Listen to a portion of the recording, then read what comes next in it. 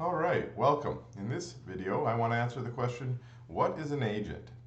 So I'll begin by looking at the colloquial definition of an agent, that is how we use agent in our day-to-day lives. And in this definition, I'm going to say an agent is a person who acts on behalf of another person or a group. And here are some examples of how we might use agent colloquially, like a real estate agent, which would be a person who acts on behalf of you or someone else in a real estate purchase or sale. A travel agent is also an agent who may act on behalf of you to, purchase flights or hotels in foreign lands. A special agent for the FBI works on behalf of the FBI, or a secret agent might work on behalf of the CIA. And both of these are agencies, which are collections of agents. And those agencies, in fact, are agents in the sense that the FBI and the CIA are both agencies on behalf of the United States of America.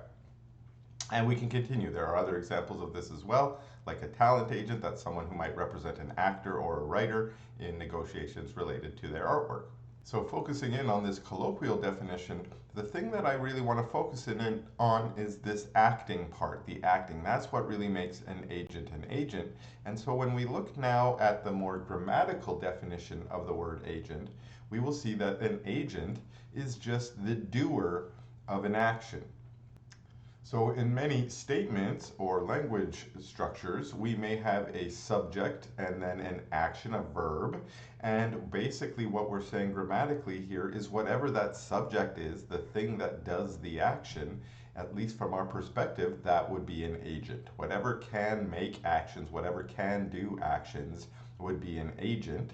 And then put slightly differently, we also have this other noun here, agency, which is just the name of that capacity that you have if you are an agent, that capacity to act. That which makes you an agent is your agency. And this word shows up a lot more in social sciences and so on, where we talk about the agency of an individual maybe being restricted by, say, rules or laws in the society, and we could then maybe measure how much agency particular individuals might have in their ability to act. In this sense, we mean act freely according to their own desires and agenda.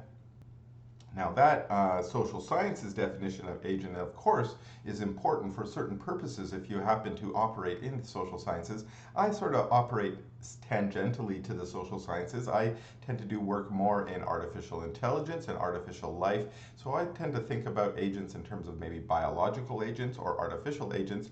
And so be able to talk about agents in that way for that purpose, I might need a more formal definition of an agent than this one here. And so I'm going to reach out and try and find a scientific definition, one that might suit my purposes, like the social sciences definition suits their purposes.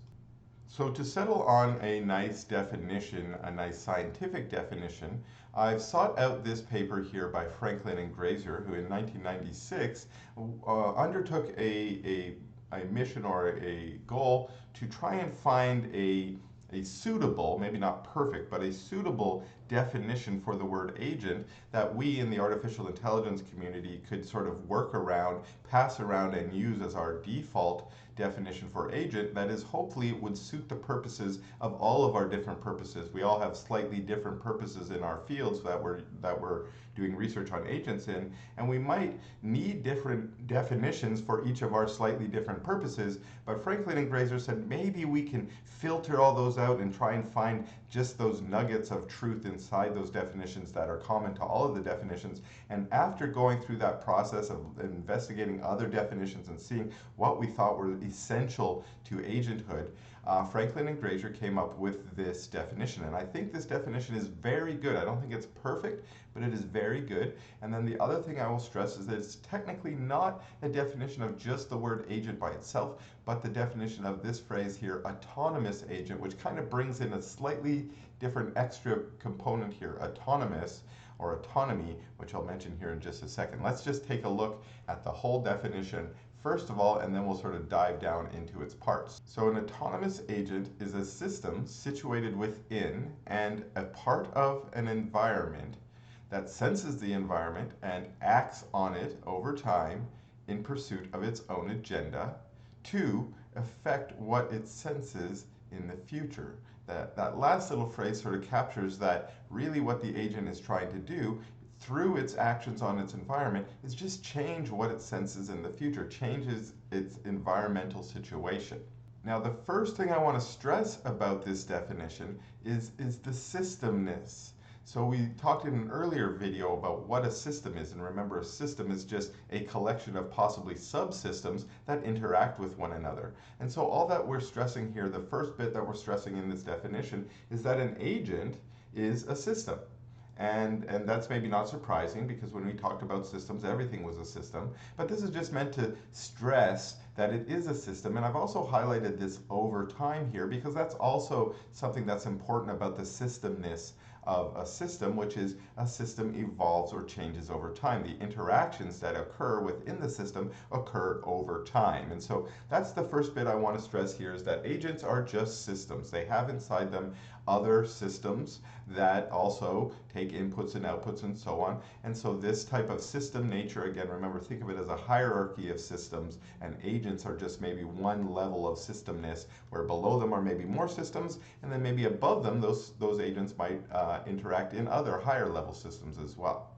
Now, the next part I want to stress about this definition is the environment. Our definition of an agent cannot be perfected without having some reference to the environment. Agents exist not in a vacuum, but they exist in some kind of environment. And the only really thing that differentiates an agent from its environment is that we happen to draw a little bubble around the agent and say this is the agent, and everything outside of it is the environment, and outside of it could be other agents or other systems that also have agent properties as well. And so we might talk a little bit about that more. We sometimes call these multi-agent systems, where there's more than one agent in a system. But for our purposes, usually we focus down on one agent, and then we draw a little bubble around it, and we say, okay, everything inside this bubble is the agent, everything outside this bubble is the environment, and every agent is going to have some relationship with its environment. Now, what is the nature of that relationship? Well, here we've emphasized two specific ways that relationship happens. First of all, agents are situated within an environment. Now, what that means is they occupy a position inside a bigger environment, and from that position in the environment, they have what we'll sometimes call a perspective on the environment. And that perspective allows them to usually see only a partial information about the state of the environment. So specifically, we are agents, we humans are agents, and we are in a particular situation at any given time in our environment. For instance, right now, I'm in my home office and I'm staring at some computer screens, and my perspective on the environment, which is the Earth, is dominated by my current situation. Is if I want to go see what's going on in my living room or in my kitchen, I need to get up and change my situation. I need to move, sort of what we've said in here, to affect what I sense in the future. If I want to go see what's in the fridge, to sense what's in the fridge in the future, I need to get up, change my situation, move over to the fridge, open the fridge, face my eyeballs towards the fridge as well, and then I will be able to sense things about what's in the fridge. And so that's really the nature of situatedness, is that at any given time, an agent is occupying its environment, but it's occupying a small, limited part of its environment, such that it's only getting information about that part of its environment. And again, if you want to maybe get information about other parts of the environment, you need to change your situation. And so that's what we call situatedness sometimes. An agent is situated within their environment. Now, being situated within your environment is sort of like not all that agents have with their environment. Being situated in your environment is sort of a relationship with your sensors. It tells you what you're able to sense in the environment. Based on your situation, you might sense different things. Okay. The other side of that coin then is, how does one affect one's environment? For instance, we said maybe we might want to move around the environment to change our situation. Well, how do we move about the environment? Well, we only do that because we are also a part of the environment. We are not sort of a disembodied, ghostly figure that does not occupy the environment with any actual physical entity. We are a physical entity, and we call the physical entity that we have in the environment, we call that our body. And all agents are going to have a body. Robotic agents might have a robotic body. Animal agents have animal bodies. And then other kinds of agents, maybe like bacteria or plants, also have bodies as well, just different kinds of bodies than us. And that body, we sometimes call this embodiedness. So we've got situatedness on one side and we have embodiedness on the other side. Being embodied meaning having a body in the environment. And that body is it sort of serves as the boundary between the environment and our agent. Now remember I said we sort of draw this bubble around our agent, and sometimes that's arbitrary where we draw the boundary, but there are some pretty obvious boundaries. So for instance, as a human, the boundary of our agentness of our body is usually pretty easy to find. It's our skin usually, and on our skin is sort of, we can tell that information can pass through that boundary through our skin, through the sense of touch, or through maybe the boundary of our eyes, through vision and so on. Information can get inside our body by passing through this barrier, that barrier from the external environment into our internal agentness. And how does the information pass through that boundary? Well, it passes through using some specific parts of our agentness. Now remember, an agent is a system, and a system is comprised of different parts. Each part might be a separate subsystem. And humans at least, we are pretty familiar with the systems through which we do sensing. In fact, we usually say we have 5 senses. We actually have a little bit more than that, but we have sort of 5 major modalities that we're aware that we can sense information from our environment. So for instance, we've got our eyes, which allow us to get in visual information about electromagnetic radiation. That's just a fancy way of saying light.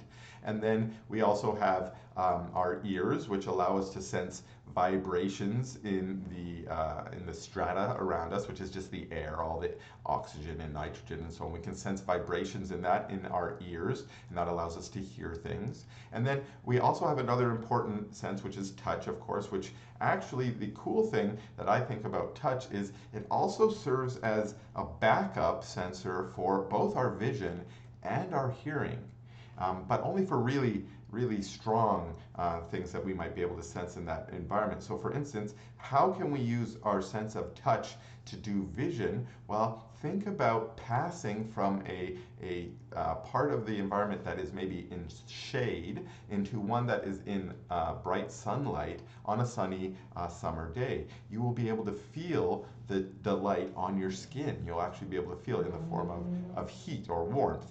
And then likewise, we can also sense vibrations in our environment through our skin, so we can actually hear through our skin a little bit. Again, it's not very good. It's not as good as our dedicated hearing sensors, our ears, because the way they work is they have this very special, very sensitive eardrum that can sense much more sensitive vibrations in our environment than, say, our skin, which can only sense really heavy thuds or thumps that might happen in our environment.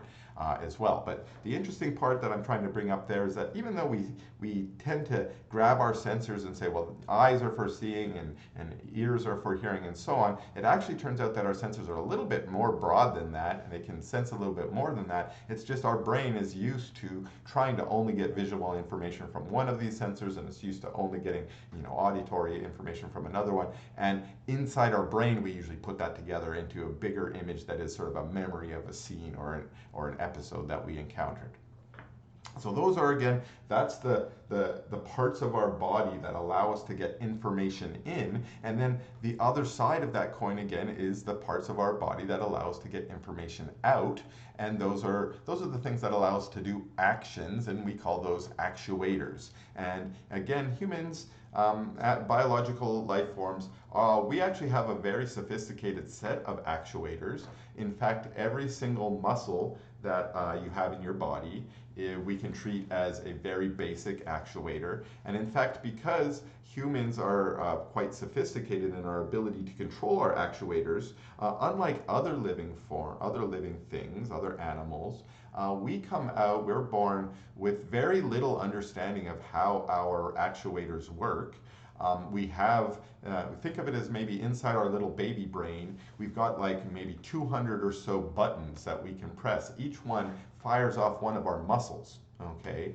And as a baby, we don't know which buttons control which muscles. So if we want to talk, or we want to walk, or we want to grab something with our hand, we don't know which muscle works yet. And so in fact, a lot of what humans do in the first 9 months, year of our lives, as we're starting to learn to crawl and walk and talk and so on, is the way you can think of it is the baby is just slamming those buttons in its brain trying to figure out what they do.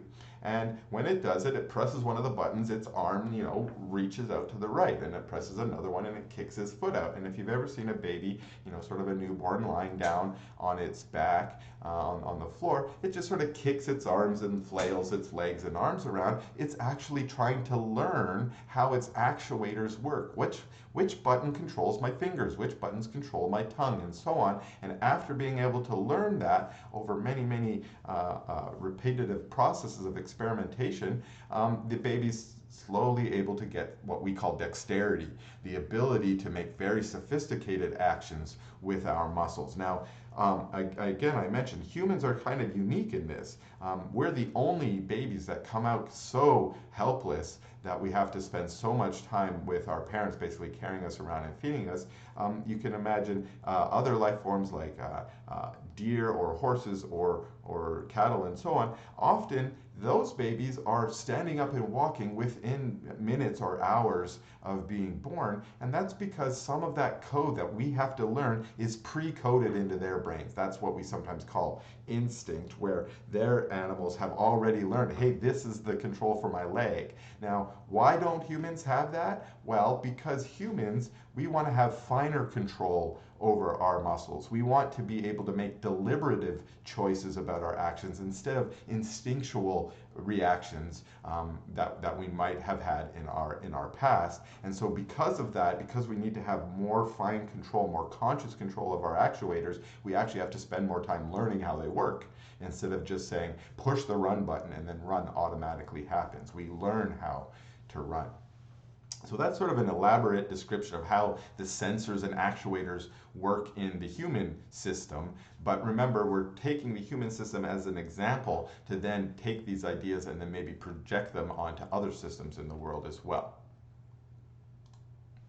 So the final component of the agent that I think is important, and it's also the component that I'm going to leave very vague for the moment. And the reason I'm going to leave it very vague is because, remember, as I mentioned, we might be coming at this agent definition from different purposes.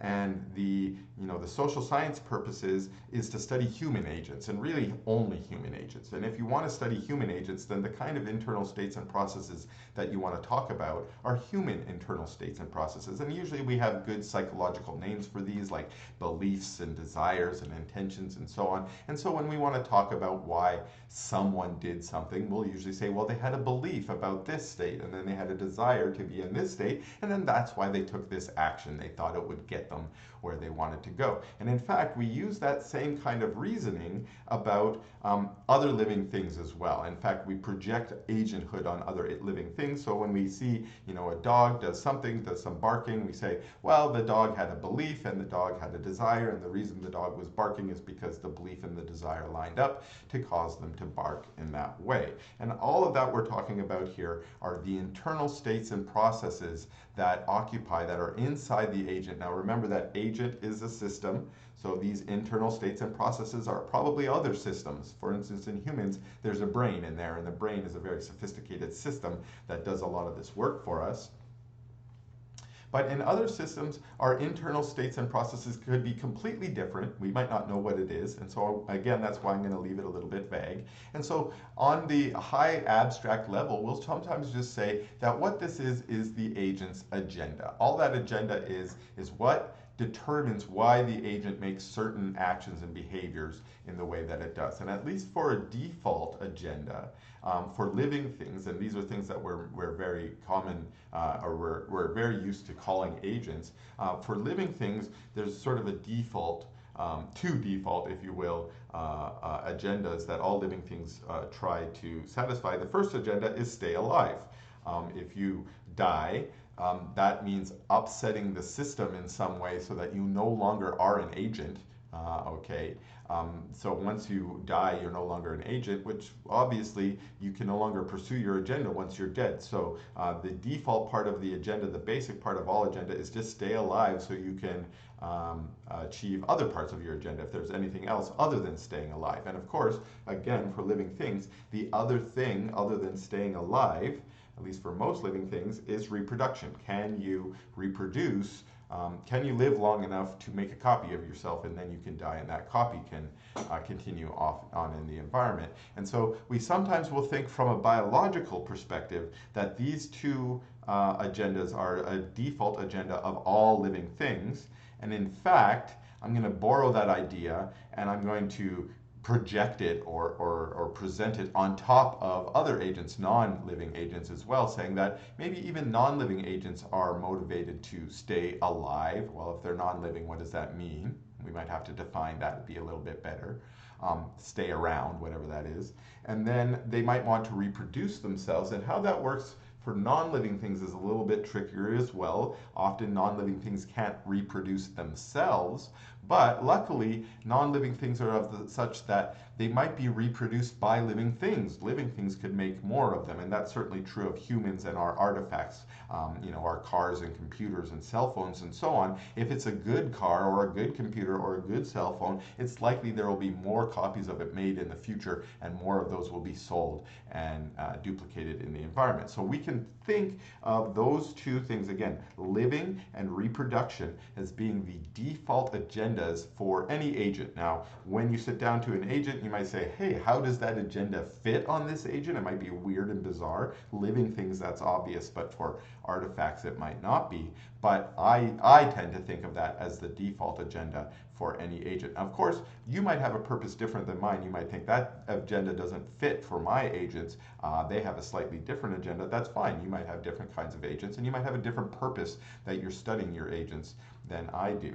Now, I've sort of hinted at this already, that one thing that we do, or we're very familiar with doing as humans, is projecting agenthood on other things. And this is very closely related to another thing that humans do, which we call anthropomorphizing. To anthropomorphize something is to attribute human characteristics to something that is not a human.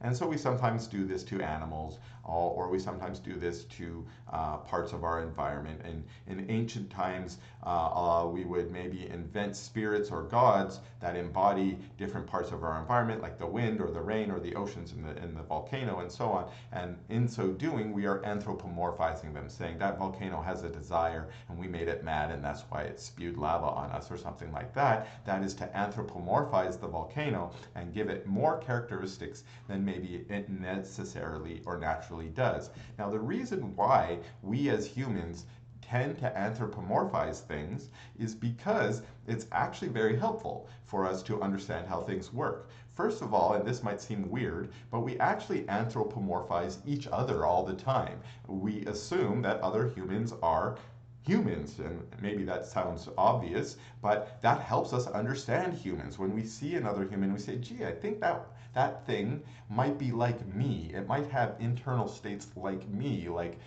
desires, beliefs, and so on. And so it might be helpful for me to understand this other thing's behavior by treating it like me, as though it is like me. And since it's helpful for us to treat other humans like humans, that makes sense. We built up this sort of behavior, and then we borrow it and take it into other fields as well. We then say, well, maybe that bear is also like me, or maybe that dog is also like me, and so on. And it allows us actually successfully to understand how bears work and dogs work too, not because they are humans, but because they are agents. And they are agents like us. And by anthropomorphizing them, we are actually treating them as agents. And so I want to bring us to this researcher here. This is my favorite modern philosopher, Dennett. I think he's very brilliant. He's got some very insightful insights to lay on us about a couple of different things. His speciality is in consciousness and in evolution. And this book that I've got here called The Intentional Stats is one of his first books. It might have been his actual first book. So it's a little bit older, so definitely a little bit more dense philosophically. So I don't necessarily recommend you all run out and buy it right now. If you are interested in a book of his, I would recommend Consciousness Explained as a better first place to start out.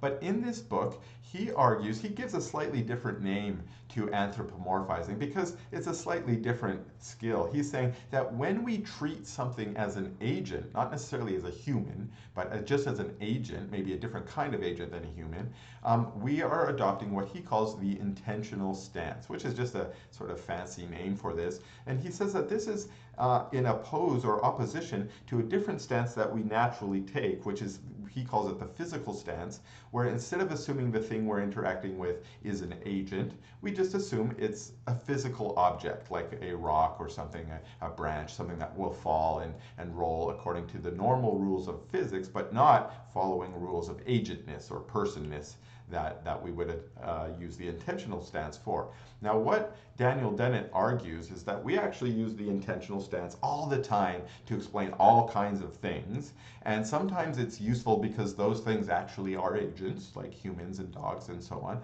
and then sometimes it's useful because they're not really agents per se, but they have enough agentness in them that by treating them as agents, it helps us better understand them, how to properly use them maybe. So this is something that I follow Daniel Dennett in saying that I think it's true that we adopt the intentional stance on a lot of our tools. We don't really think our tools are necessarily agents, they don't necessarily have beliefs and desires, but when we treat them as tools, we are treating them at least as a specific kind of system, and we're using them in that way, and then we can also identify that that tool maybe is no longer an effective tool if it breaks in some way, where somehow the roles that we see it performing break down.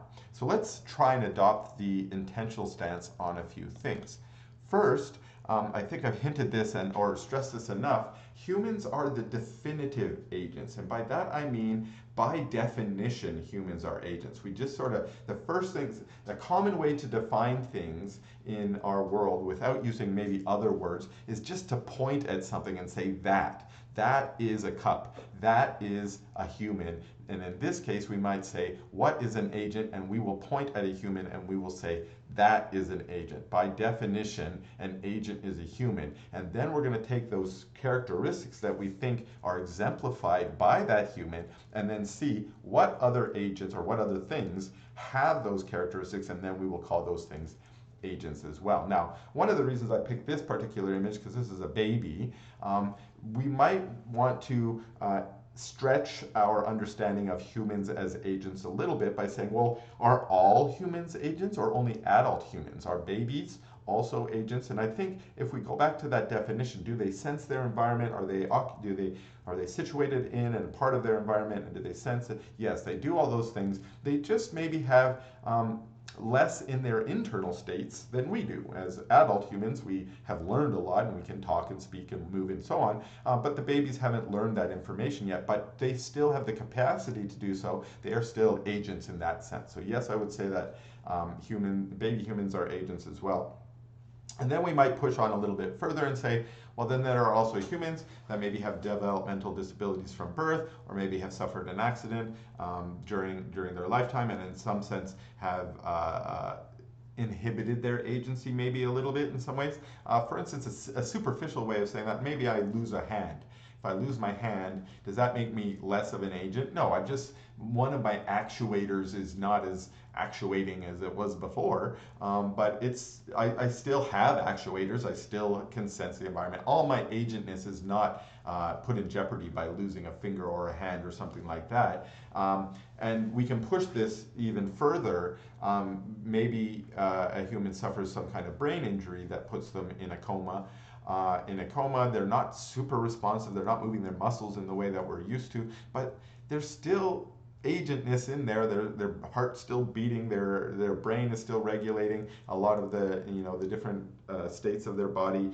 They still digest food and so on. There's a lot of agentness that's still there. So again, we might say, well, a person in a coma is maybe impoverished. Their agency has been limited in some way, but they're still agents. So I do want to stress that as using humans as a definitive agent, we can then start by stretching that definition into, special cases of humans and saying those are also still agents as well, even though they occupy special places.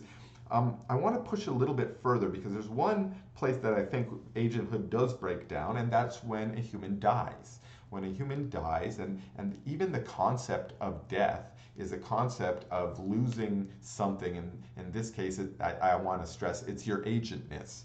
You're losing your ability to be an agent. But in so doing, even as a human dies, there is still a lot of agency in the human body. It's no longer what we would call human agency. The brain is maybe dead, the brain isn't doing its stuff, but there are still living cells in there. Those cells are going to still live for a little bit of time. And as they break down and decay, there will be bacteria and other living things that will grow out of that body, and those are agents. Now, is it the same agent? No. Is it the same kind of agency? No. So there's definitely a boundary at human death where the agent that is no longer there, and it may have been replaced by different agents, but that's certainly a transition from one type of agent to a different kind of agent, and that's the kind of boundary or transitions that we want to study or be able to talk about through the language of agency.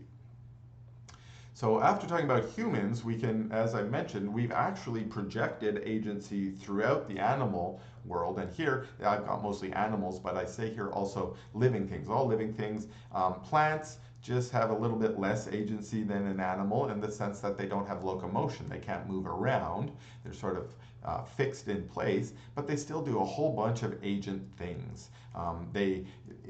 Even though plants, we think of them as being sort of very immobile, they actually do have some limited mobility. They can, if you've ever watched sunflowers, they can sort of turn to face the sun and so on. There's some limited mobility, but it's limited from our perspective that we sometimes maybe say that there's none at all. But certainly there are actuators in plants that allow them to take actions in their environment. Those actions are just different and a little bit alien to the actions that we as animals are used to treating.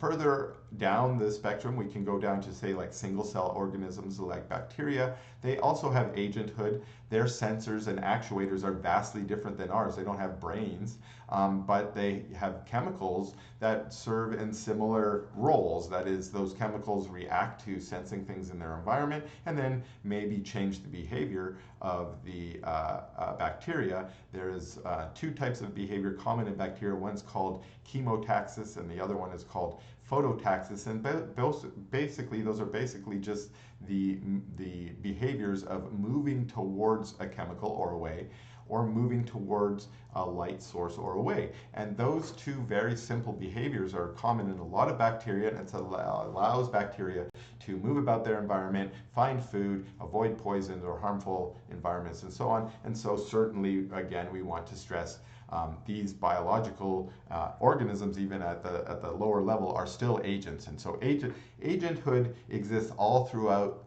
the tree of life. All living things are agents. They just have different definitions defining what their sensors, actuators, and so on are for that particular agent.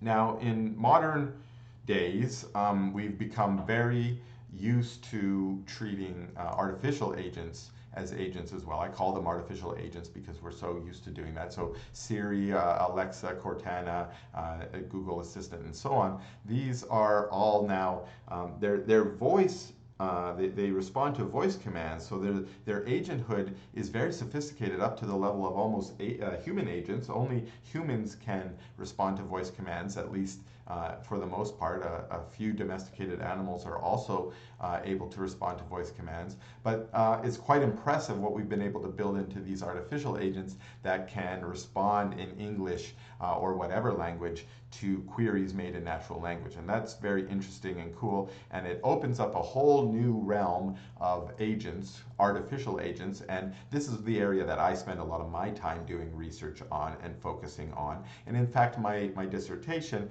was on artificial consciousness, basically saying how much can we really call these artificial agents agents? Are they lacking in any capacities that we would attribute to normal agents that maybe mean they are still impoverished or not quite the types of agents that we're looking at? And certainly there is a little bit in the consciousness. We're not as convinced that Siri knows what she's talking about. We're confident that she gives us good facts, or maybe gives us the information we're looking for. But does she know that she's giving us the information that she's looking for? Probably not in the way that humans would be aware of that.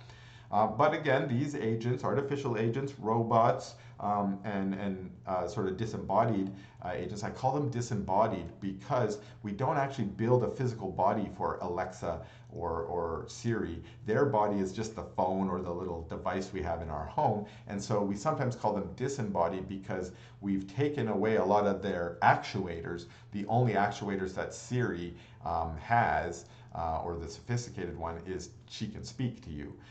Other than that, she has a few other ones. She can search the internet and do some cool technological actuators, things that we're not used to having.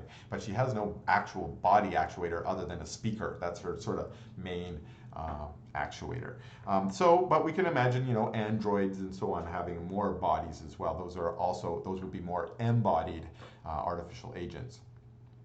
I want to take this discussion just a little bit further here and talk about how we can treat our tools in the world as also as agents.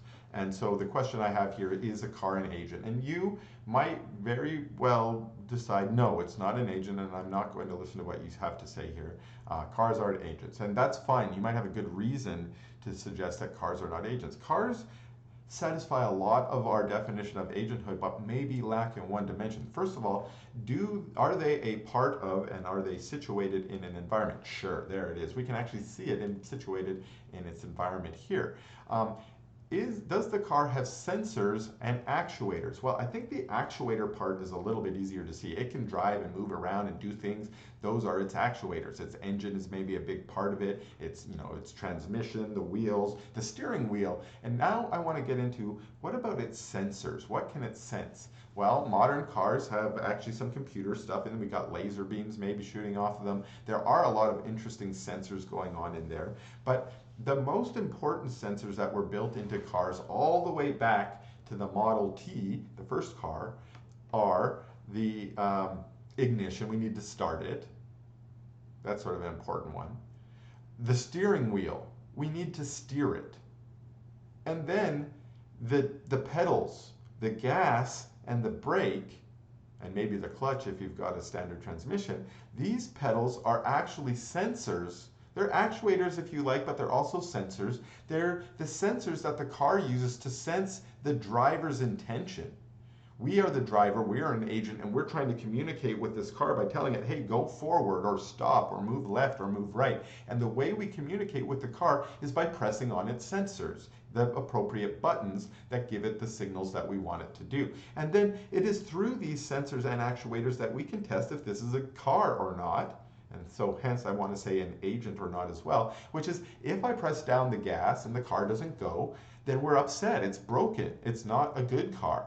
It's a bad car, insofar that we might take it to the shop and get it fixed. And if it can't be fixed, we might discard it, throw it away. And in which case it would now be, I might say, a dead car. It stops being a car when we stop treating it as a car and seeing it as a car. It starts being something else, junk, scrap, garbage.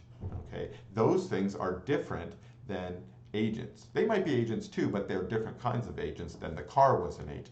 And so again, this test of its agentness is also a test of its carness. In so being a car, it has to perform car-like operations and behave like a car. If it doesn't, then it's not a car. It just maybe looks like a car. It used to be a car, and so on. The last thing about the agent that I think a lot of you might be saying is, yeah, Chris, but what about its agenda? What is the car's agenda? If we're sitting here looking at this car, it's just sitting there. It's not doing anything. And we presume that this car will continue to do nothing for as long as we just let it sit there until a human, an actual agent, if we wish, comes by and embodies it, that sits inside of it, and then maybe the whole thing, the human and the car together, have become some kind of cool conjoined agent. But the car by itself, we might say, has no agenda on its own, and therefore is not an agent. And if you think that's true, I'm all for you. I believe you, and I say that's true. This car is severely lacking in an agenda in the way that humans or dogs or other things have agendas. And so I agree with you. But going back to our definition, that agenda was really tied to the word autonomous. Remember, we were defining an autonomous agent, not an agent. And to be autonomous, you really need to own that agenda. It has to be your own agenda. But if you don't have your own agenda, maybe your agenda is projected on you by others, then you might not be autonomous, but we might still say you're an agent, maybe a not autonomous agent. And that is the type of agent that I would sort of say that our tools occupy mostly, except for our modern self-driving cars where we've embodied them with a little bit of intelligence. They do now have an agenda. This car here doesn't have an agenda. It inherits its agenda, if you will, from the humans that drive it. Now, if I want to push back on that way of thinking, because I do, I like to think cars are agents too, and thus they have an agenda. And I hinted at it before, the agenda of this car is that it wants to be a good car. It doesn't want to break down. It wants to perform its behaviors for its owner in the way that the owner wants, without too many problems along the way. And Hondas actually are well known to be good cars. They don't break down very well. They tend to maintain their value over time. And so as a result of being a good car and being known to be a good car, there are lots of Hondas in the world. Hondas get reproduced at a faster rate than other cars that are maybe not as good at being cars, or not as thought as being good at being cars. And there are a lot of properties of the car that make it good at being a car. Does it drive fast? But also, is it safe? How expensive is it? What color is it, maybe even? All of these are properties of the car that might make it better or worse, and we can tie those to its agenda of trying to please the customers or the consumers or the owners of the car, so that more copies of Hondas might be able to be produced in the future. And that's very similar. That's sort of projecting an evolutionary agenda onto our cars by saying that just like life forms, they're really just trying to push copies of themselves into the future. And so, again, if you like that idea, thinking cars have that kind of agenda, then we can start thinking of cars as not really living things, but as agents that have agendas and occupy the world trying to achieve those agendas just like other agents. Now, if you've bought that, if you've followed me down this rabbit hole and you say, okay, I believe it, cars are agents, then you've got down a slippery slope now. If you believe the car is an agent, if you think this Honda is an agent, then you must think that the Model T is an agent, because it's just a simpler version of this. And if you think the Model T is an agent, you must think a carriage is an agent, maybe a carriage with some horses mounted on it as well. But you can take this even further. Then maybe a bicycle is an agent, maybe a unicycle is an agent, maybe just a wheel by itself is an agent. And if we keep going down there, we might say, okay, maybe a bow and arrow is an agent, maybe a hammer is an agent, and maybe even a rock used as a hammer is an agent insofar as we use it as a hammer. And then maybe when it breaks and stops being a good hammer, we say, ah, that's a bad hammer, and we throw it away. It was an agent insofar as we used it as one. So that brings us down to my sort of final question. I like to say, well, is a light switch an agent? And I want to argue the answer is yes, if you believe me that a car is an agent. It has a sensor, that's the switch part. It can sense if it is in the on or off position. And then its actuator is the wires that connect it to the light that will turn on the light or turn off the light. And then we can also treat it as an agent in the sense that we can know that it is a bad agent if we break it. If we turn it on and the light doesn't go on, we'll say that's a broken light switch. It's no longer a light switch at all anymore. It's just the thing that kind of looks like a light switch but doesn't switch the light on or not. And so this is why I would treat a light switch as an agent. Just like the car, it has an agenda. It wants to be a good light switch. and it wants to keep being a good light switch so that other light switches like it are produced in the future. This particular light switch that we're looking at is a very common one because it is actually a very good light switch.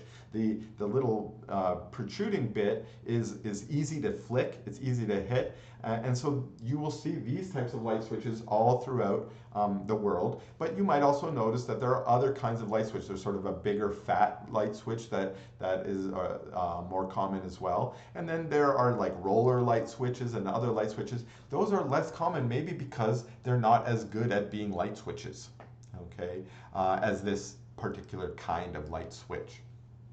So I like to think, yes, light switches are agents as well, at least for my purposes. I can treat them as agents and interact with them as though they are agents, but they're a very simple kind of agent. Certainly they do not have human levels of agency. Okay, so this discussion of agency is just to help us to understand how the word agent is used in formal discussions in artificial intelligence and in artificial life. And hopefully you can use this definition of agent in your own purposes. So thanks a lot for watching, and we'll see you in that next video.